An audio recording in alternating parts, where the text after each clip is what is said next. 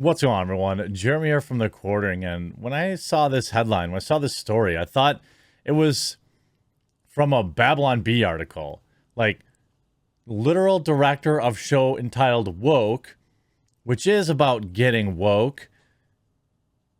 Black man fired for white woman who's more woke than black man.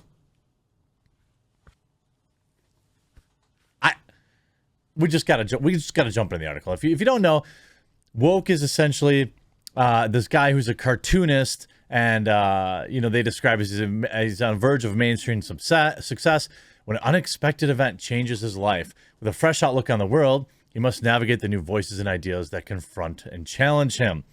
Critics didn't even think the show was that great, giving a 74. Audience score at 51. Not very good. This is I actually like this main actor. I think he was in New Girl, I think, and a couple other things. You see, don't believe the good reviews. The show's almost unwatchable, and it's not funny at all. It was supposed to be a comedy, right? Look at the title. It says it all. Skip this one. Lol, WTF for real. What's next? Queen Latifah as Equalizer? Oh, wait. I mean, there are some people giving the show positive reviews. The premise itself is the comedy. Another fail. The series is as insufferable as the title suggests. It doesn't have anything interesting or new to say. It's just an attempt to climb on a political bandwagon. It makes me long for the days when TV shows were aimed to entertain rather than propagandize their audience. Clearly, a show not for me. Even if you look at the critics, Woke is a new show that struggles to find its footing in its first go-round that doesn't make it unusual. The series' message feels convoluted at best and a bit lost at worst, unsure whether to mock or champion Keith's newfound wokeness. A frank conversation between Ayanna and Clovis about relationships and is a mid-season highlight, but Woke also struggles to balance its half-hour sitcom pacing with heavier issues. It's still unclear to me why it took the entire season to become fully invested. Yeah, I mean, it's fine. The show is not for me.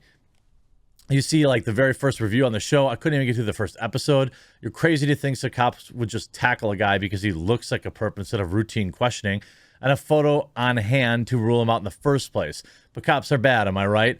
He'd have one heck of a case against the city police if that happened. A man named Antonio Amello Smith is suing the local PD for just that. Well, okay, so maybe it happened then. You know, it's obviously a little on the nose, but get this. Hulu's Woke reportedly replaced black female showrunner with anti-racist white man after she refused to, quote, only punch down at white men. According to the writer, who claims to have worked on Hulu's aptly named comedy Woke, the series staff were not only directed by higher-ups to only punch down at white men, but that the show's original black female showrunner was replaced after refusing to comply with such anti-racist demands. These events that were recalled in the recent guest piece written for Barry Weiss's Substack, Common Sense, titled Hollywood's New Rules, wherein writers Peter Kiefer and Peter Savadnik discussed the ideological and cultural transformation that entertainment industry has undergone in recent years. At the center of the piece, the two noted how the politicization of content production and creative said was going to be the industry's death knell before presenting Woke as Exhibit A. In this case, there's encroaching woke standards. The comedy series, which premiered on Hulu in September 2020, should have been the statement on America right now. It's about a black cartoonist who is awakened to systemic racism after his run into the cops, said the two. The show started off on the right foot. The showrunner, Aisha Carr, and the writer's room, which she oversaw, delivered a strong batch of early scripts, according to several writers on the show. They continued. The producers weighed in. Notes were so sanctimonious. One writer said it was never supposed to be as serious as it was. We wanted thought-provoking show that made fun of woke culture and explored notions of what a black artist's life would be like in San Francisco among white liberals. But we could only punch down at the safest targets, white men. The irony was not lost on anyone, they pointed out. The black writers, stating with Carr, were more willing to take risks and poke fun at the anti-racist orthodoxy. Ironically, though not unexpectedly, this clash led to creative differences, and soon Carr, a black woman, was out. She was replaced by Xander Lehman, a white man. Then Lehman was out too, replaced by Jay Dyer, who is black. Jay was brought in toward the end for optics. A black writer on the show told Kiefer and told them, any black guy would do. That's the energy I got. In light of these developments, the quality of the script suffered, and the show, which premiered September 2020, landed a 53% green splat average audience review score. However, just a few months after its premiere, the show was greenlit for a second season. Though it replaced Dyer with a fourth showrunner, Anthony King, who is also, you guessed it, white. I think that a lot of the energy around this kind of writing, this kind of like angry self-loathing, it comes from a self-hatred. It comes from like this bizarre place. I've never actually met anyone like this in real life. I think like if I met somebody like this in real life and they started talking about this kind of stuff, I would probably laugh in their face thinking that it was like a joke, you know, that they were being a parody. And then we'd have that awkward moment where they were like, actually, I'm serious. As the topic of the show's history came to a close, Kevin Parker, a black talent manager whose artist first agency includes woke co-creator Marshall Todd among its clients, tellingly told the two writers, this whole diversity thing is about money. It's good business to tell more stories from different perspectives, and that's all this really is.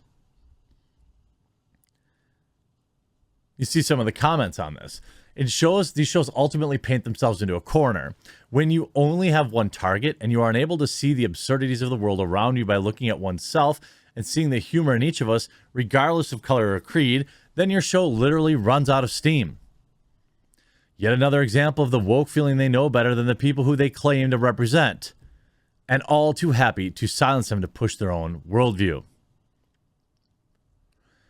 I mean, this is like parody, right? Like, are you kidding me? Now, does it prove anything? Well, not necessarily. Certainly doesn't seem to be a hit with critics or viewers. Now, I'm sure there are plenty of viewers that are just giving it a bad review because, well, it's got this kind of provocative title and target audience. But viewership was probably absolute trash. I mean, there were only 100 people who even bothered to review this. I don't know, on IMDb, 292. You know, I wouldn't even see. You see that here's this article: woke review. Hulu's new dramedy is a Black Lives Matter series out of time. Nobody really wants to tune in and consume this. Nobody in any real numbers. And it gave us a C-. Woke has a serious spine, but the tone is too light, even goofy, as a dramedy, so caught up in what it thinks are teachable moments that often don't succeed at it either. I mean, I tune in stuff to be entertained or educated. I don't know. I suppose you could argue that the idea here is to educate, but it's not really, is it? The idea here is to like propagandize, to convince, to make you feel guilty, to push you into like agreeing with them. I get that you can make like a subtle point. Like, I think that there are cops out there that have preconceived notions about people that aren't okay.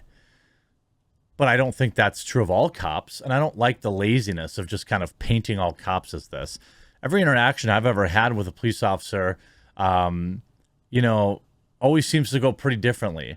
I've had bad interactions with them. Absolutely.